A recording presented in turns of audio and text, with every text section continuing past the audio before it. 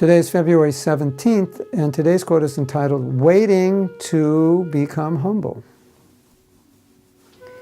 Is humility the path to bhakti, an ingredient of bhakti, or a byproduct of bhakti? It is all three. We need to practice living the qualities we want to develop. When we are pure, those qualities will fully manifest automatically as a byproduct of our bhakti. But if we don't practice those qualities, it impedes our path to becoming pure enough for those qualities to naturally manifest.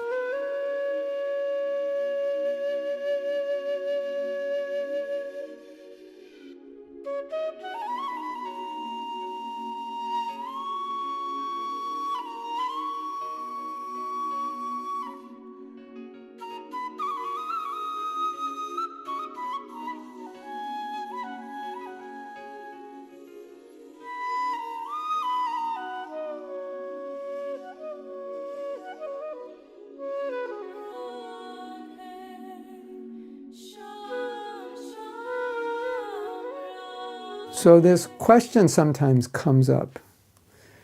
Do I need, let's say in this example, we'll use humility. Do I need to practice humility? Because we've heard humility will manifest naturally as a byproduct of bhakti. So do I really need to practice it? Can I even practice it? Can I even manifest it? Would it not just be totally artificial?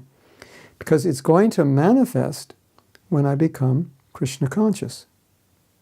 So Jiva Goswami answered this question by saying, it's all three. We have to practice humility to gain humility, and if we want bhakti, humility has to be part of it. It's an ingredient with which you cook up bhakti with humility, compassion, and forgiveness. Those are the three ingredients, according to Bhaktivinoda Thakur and Jaiva Dharma.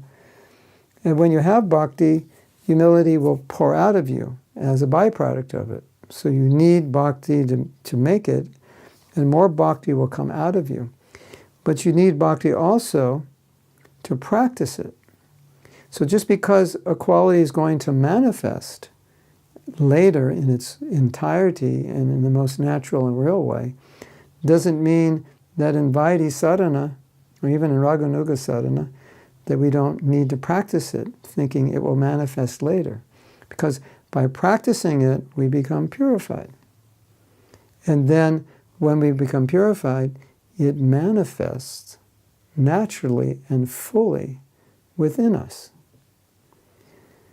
When we're practicing it, it's not fully manifest.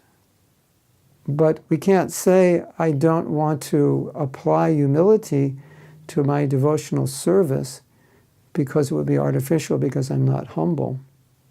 But rather, we say, because I'm not humble, I have to try to act humbly. Because if I don't, I could ruin my bhakti by being proud.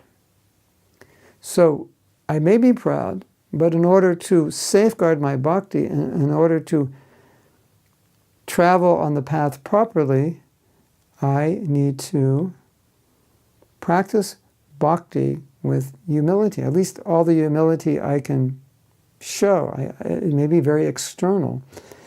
It may be a bit artificial. But at least I'm containing my pride. I'm serving the devotees. Maybe I don't really feel like it, but I'm doing it because I know it's the right thing. I'm trying to not put myself in the center. I'm trying not to position myself to get honor and respect, even though I want it. I'm trying to do what's right. And then by doing that, that helps my Krishna consciousness. And then when I become purified, then that humility that I was practicing will become fully manifest. That's how it works. And you can apply any quality in Krishna consciousness to this example. And probably the easiest to understand is japa, because we can't say, when I become Krishna conscious, I'll chant japa.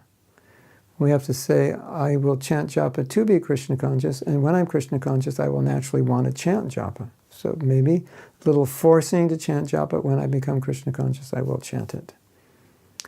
That's the idea. I think it's not that difficult to understand, but I think sometimes when devotees read something in Shastra, they may misunderstand it, and and not apply it in a practical sense. So we have to understand the complete gamut. Yes, good qualities will develop, but that doesn't mean until they develop, we don't act on. We don't try to apply as best we can those good qualities. That just means they won't fully manifest until we're pure. And if that were not true, we wouldn't take a vow not to follow certain principles. Like, why do we take a vow to be vegetarian when devotees automatically become vegetarian? Well, we do that just to make sure, because if we aren't vegetarian, we contaminate our consciousness. So, by the power of bhakti, we'll be vegetarian. By the power of bhakti, we'll succeed.